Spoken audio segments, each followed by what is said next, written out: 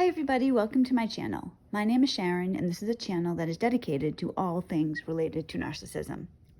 I'm going to begin today's video with a mother-in-law story. Now in my case, an ex-mother-in-law story, thank God. My family has always been extremely weight conscious. The smaller you are, the better for women. The stories I could tell you, but for today, just this one. My in-laws bought me a sweater for Christmas one year. So there I was with the whole family opening gifts.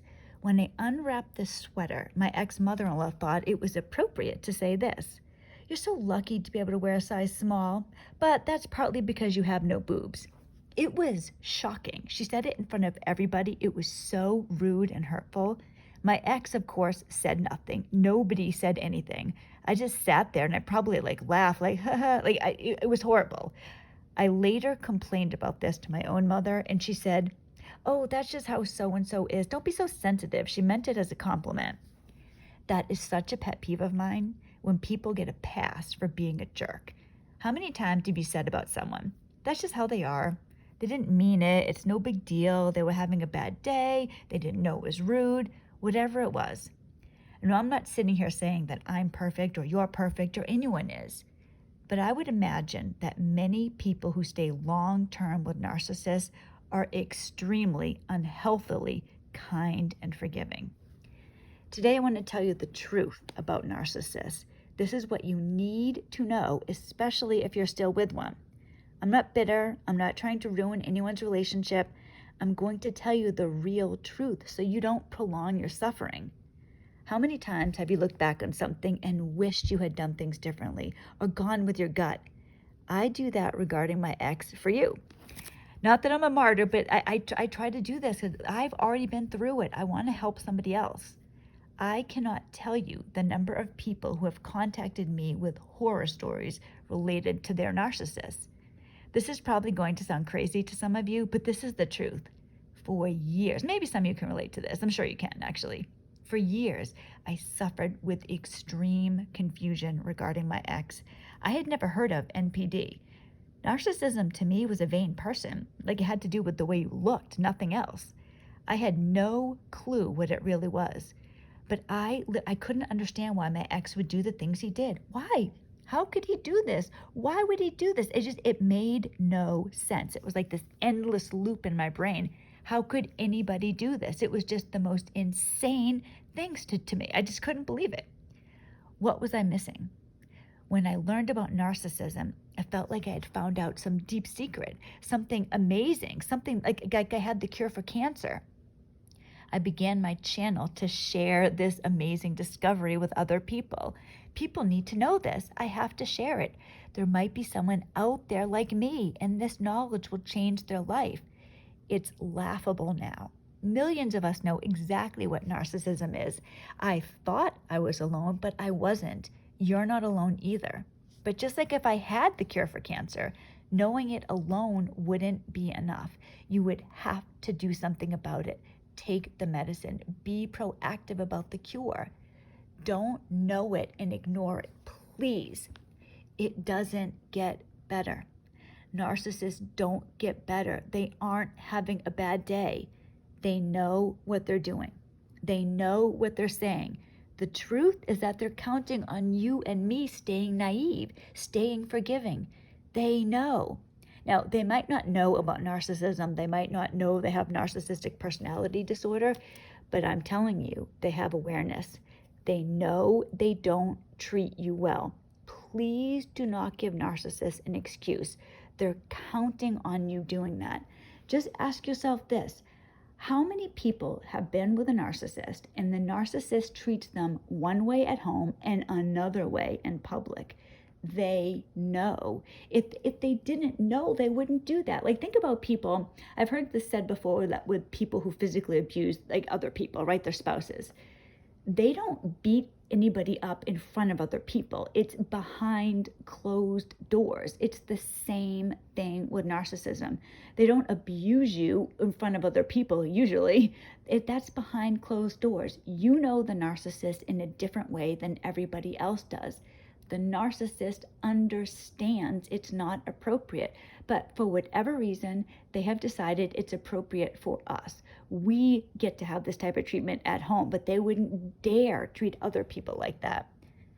The last few years of my entanglement, I lived in absolute hell. It gets worse every single time.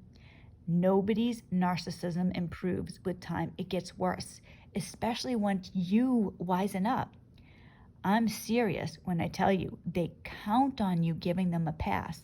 Narcissists need us to stay forgiving and in the dark. I hate that what I'm about to tell you is true. I was such a perfect partner to a narcissist. I would forgive him for horrible things. He stole money from our kids, physically assaulted me. He would give me lengthy, silent treatments. When I say, you guys know this if you listen to my channel, my ex would give me a silent treatment for months. And then after he would get through this and we'd get through this moment, I would almost congratulate myself. Like, I'm such a godly woman. Look at this. I've forgiven my ex. I'm doing just what God would want. I would bring God into this. Now, I don't speak for God, and this is just my opinion, but today, I don't believe for 1 second that God wants any of us to be abused or taken advantage of. Think about your own children. Is there, and if you believe in God, if you don't, that's fine too. But if you do, consider this.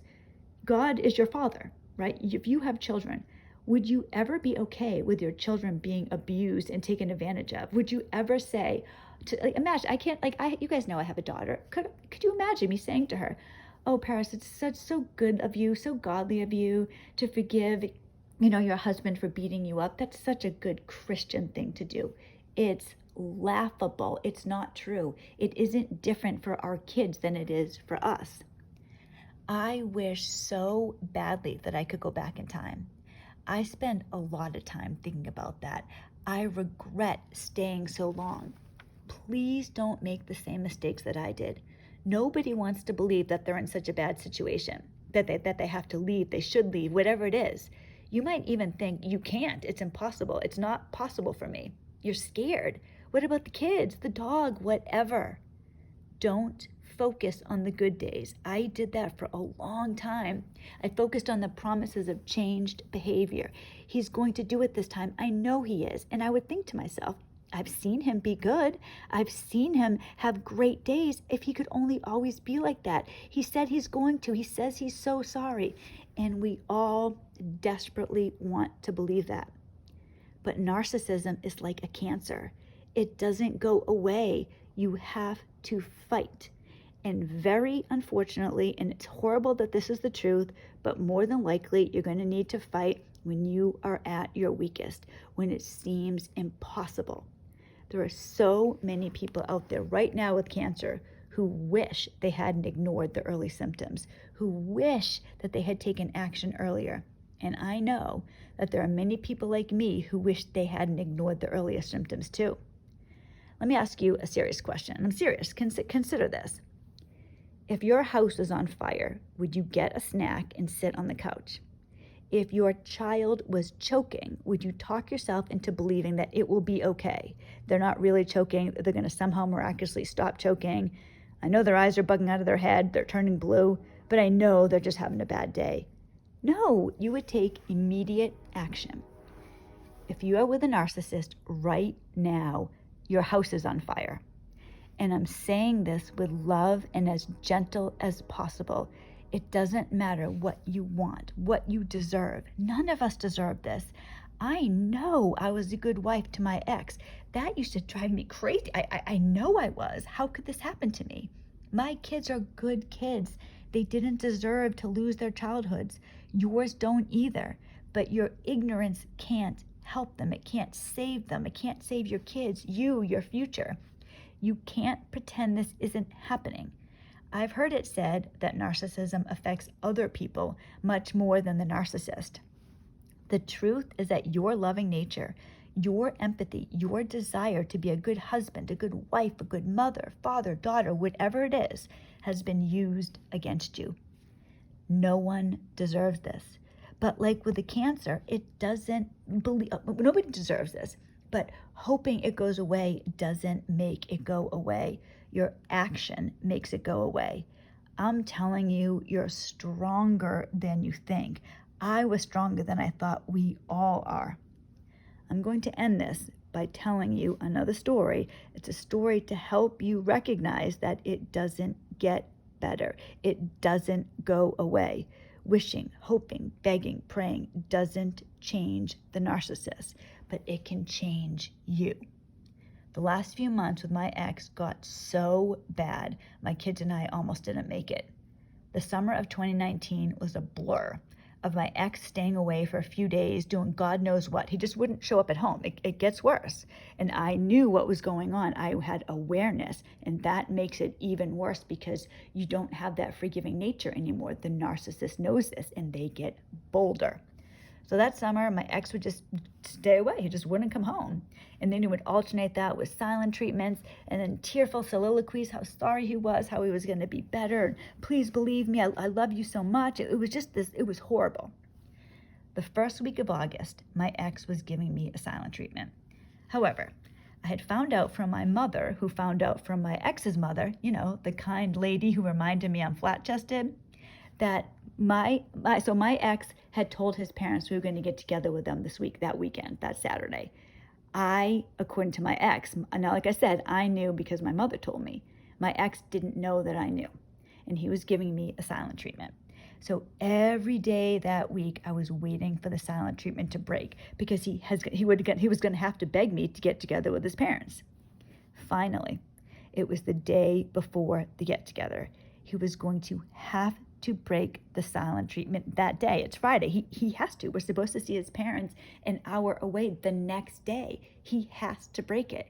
And you want to know something? There was a part of me that was looking forward to it being broken too.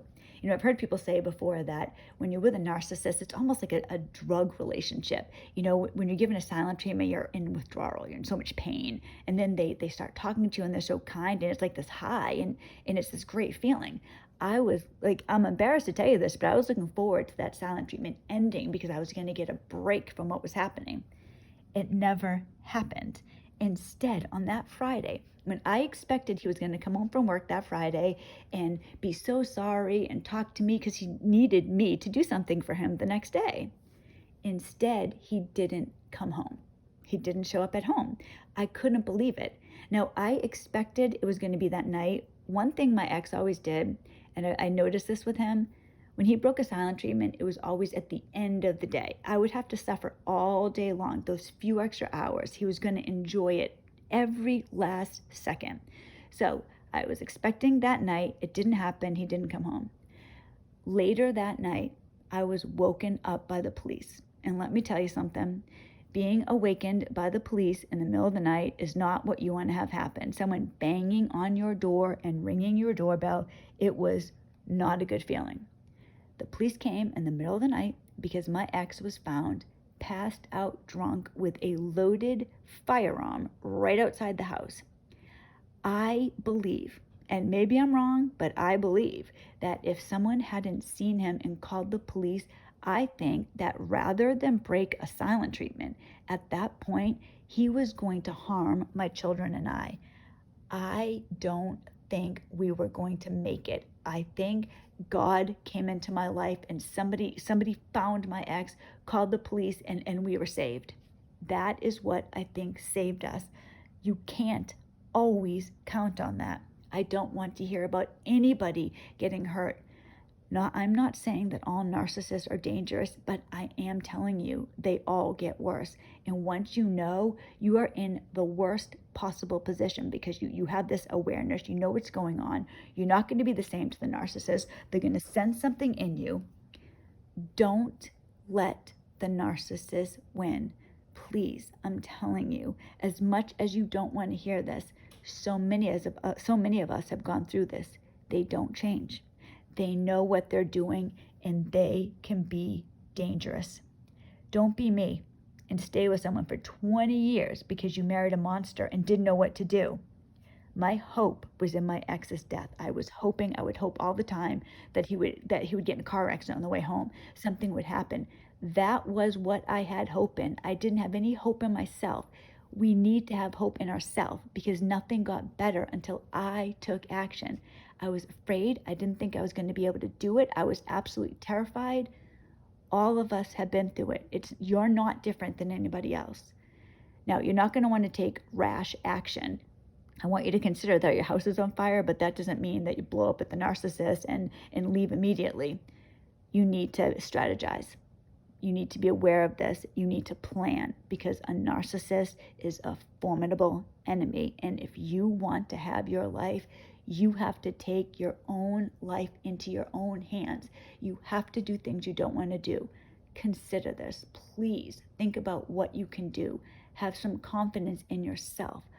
All of us can do this. So many of us have gotten out and many of us have stayed. And sometimes that difference between getting out and staying is just having some confidence in yourself. Take it one step at a time. But hear what a survivor is telling you. They know they don't change and it doesn't get better. You have to take action. Thank you so much for listening to this. I know many of you don't want to hear this. You want there to be some miracle and you believe your situation might be different. I hope I'm wrong. I hope I'm wrong. But I'm telling you, when I said earlier, I can't tell you how many people have contacted me telling me about their own situations. It's thousands of people. You're not alone.